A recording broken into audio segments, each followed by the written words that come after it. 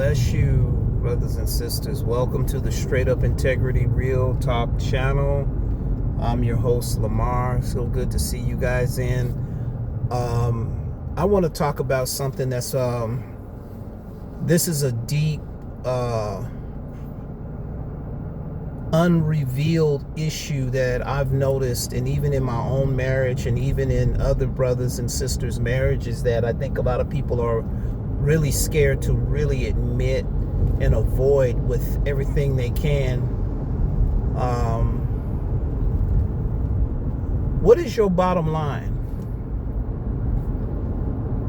What do you mean, Pastor, when you say, what is your bottom line? Well, let me explain. Well, what is your bottom line is your non-negotiables.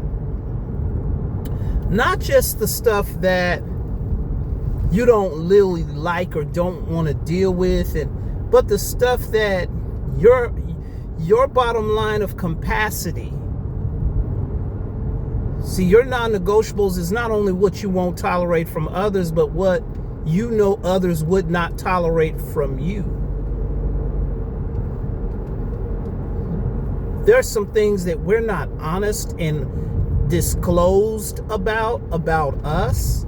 We wait till we get the commitment or solidify the commitment or marriage ring or whatever it is we think we can get locked down, locked in. And then whatever we weren't really truthful about, we expect that person to just be okay with. Well, you know, this is, you got to take it now, because we weren't honest about that. We were so busy trying to romanticize the person into the commitment that we did not want to disclose our non-negotiables about us that most people would not want to deal with.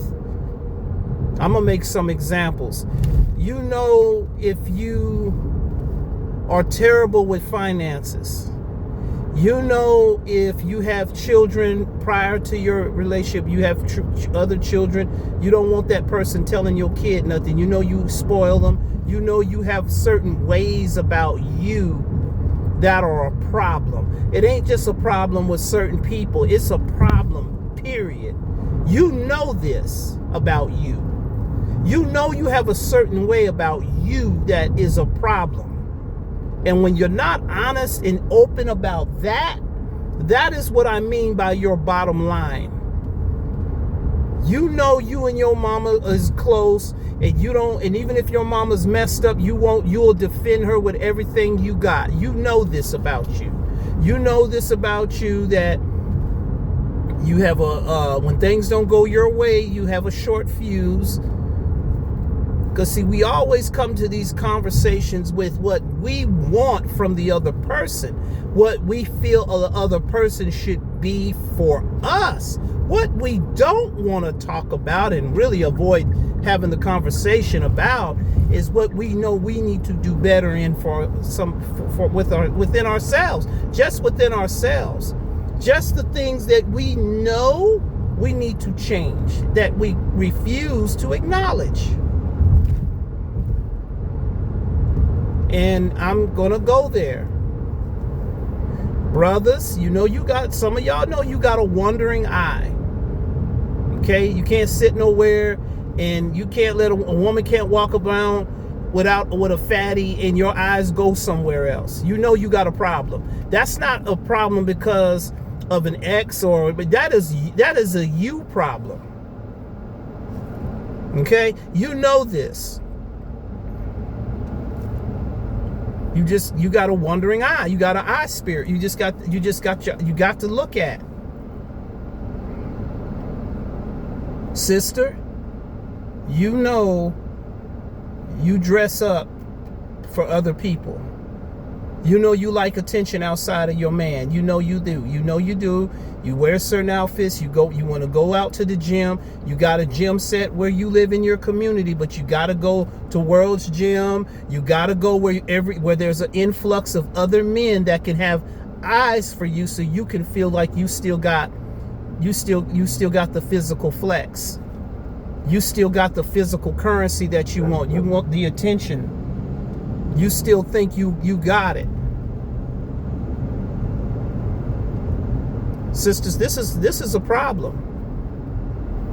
And so these are some examples that I'm talking about that have crept in our relationships. These are not things that mama did to us, daddy didn't do, exes did. This is stuff we do to ourselves that we just have in us, just in ourselves. Things that just are a problem. And these things have played out in areas in your life that you cannot defute and rebuke away from the truth of it. You know this is a problem. You know you got this issue. Because it goes everywhere you go. It follows you everywhere you go. Every place you go, it's that thing manifests out of you same way. It's something else. It's something in you. That's something that's coming out of you that you don't want you don't want to acknowledge.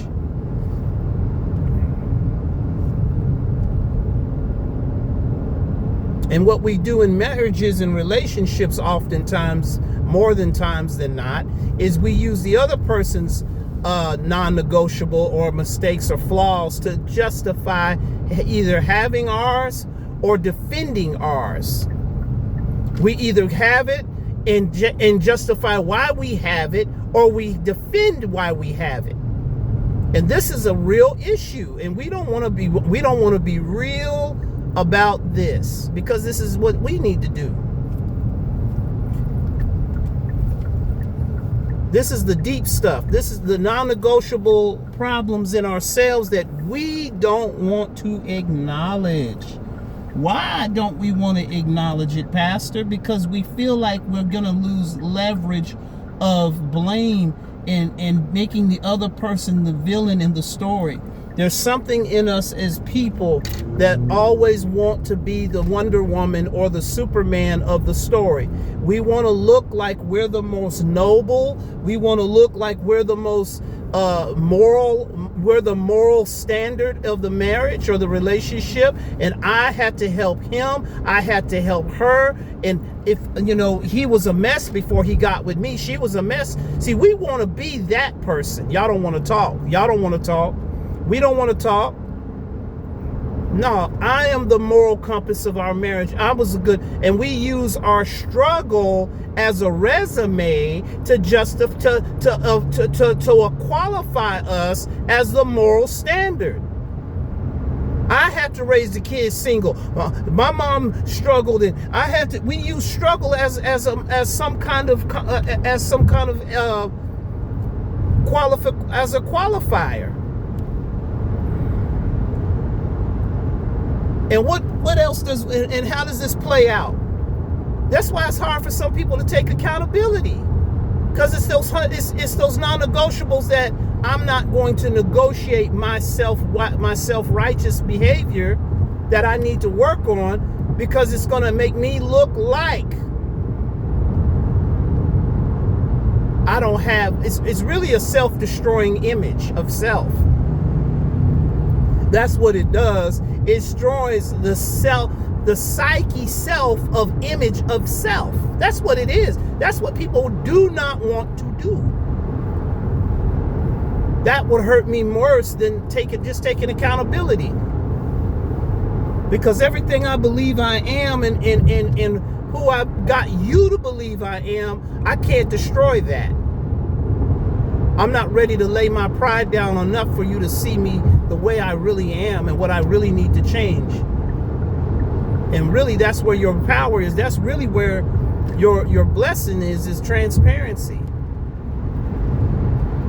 When somebody's really honest, they tell on themselves. They ain't got to get nobody to gossip about them or lie. They'll tell their own stuff on. They'll tell on themselves, look, I was messed up. I was this, I was that. I need to work on this. That's most of the time, those are genuine people. Because they ain't got no angle. They're not coming with no angle. They're not trying to build up no kind of image to nobody.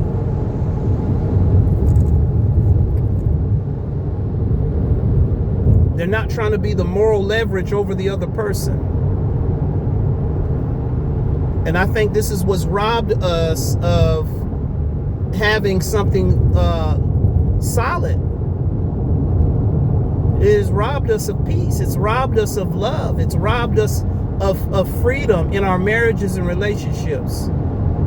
Men and women do this.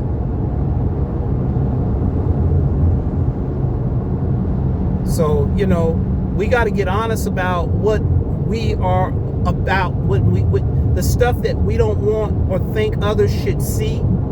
That's the stuff we need to be honest about. And let me tell you something. When your spouse or your partner is telling you the truth about something and they're disclosing, I repeat, do not use what they shared with you in secrecy to exploit. Do not use that as some kind of leverage or capitalization over that person, over your spouse. So when they make you mad, you slip that thing into your file.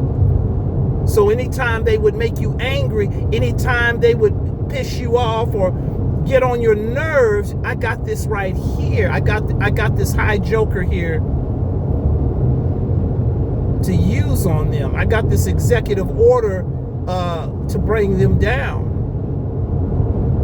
This is why a lot of people don't get open with somebody, is because they know that person has done it if you've done it already. My wife shares some very secret things to me. It's not for me to use it against her when I'm angry or want to win an argument or disagreement. How about winning back my spouse versus winning the argument? We're not in court. I'm not getting paid for a case, and some of us operate like a public defender or a legal counsel. We gonna get this money. We act like divorce attorneys when we come into conversations, when we use stuff against each other to win arguments. We act like a straight up divorce attorney and start building up evidence. That's what that is, so we can win the case. That's how some of us move. And a lot of times it's always it goes right back to that same thing when they get upset. It goes right back to that. You remember when you did this.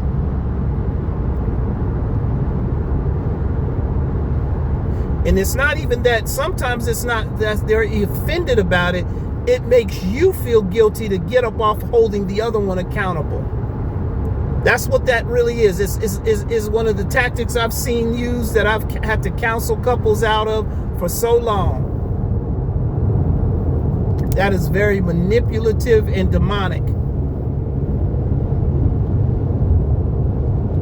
There's some things about you that you don't or was not honest about from the beginning.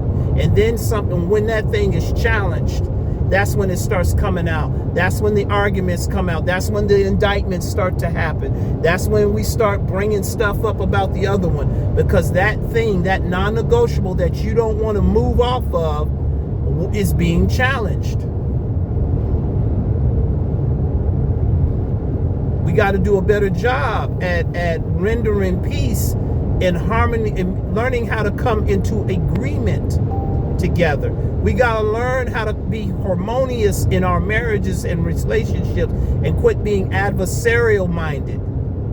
You have an adversarial mind when you constantly want to go back and forth. You want to be always in control, and you never known how to see a marriage work. And you have a custom of dysfunction in your life, so much so that when something's going well, you don't know how to operate in wellness. You don't know how to operate in an environment of peace. You don't know how to cooperate in a place of harmony, because if there's no chaos around, it feels strange because it's not familiar.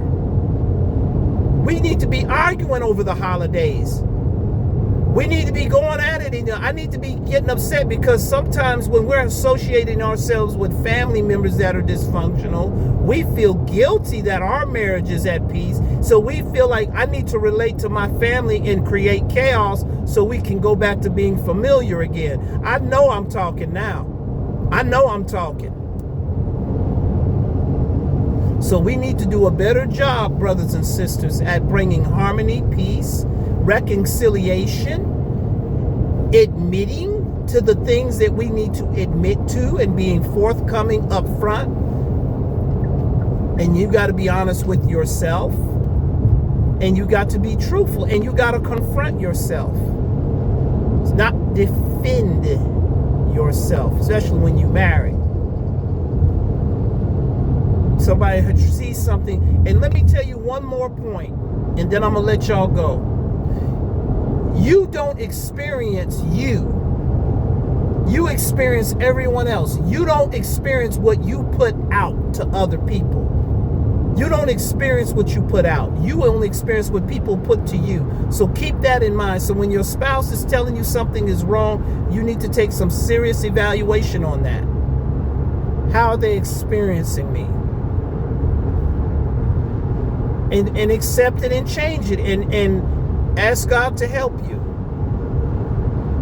I hope this message, this video has blessed you. We love you. God bless you. Salute.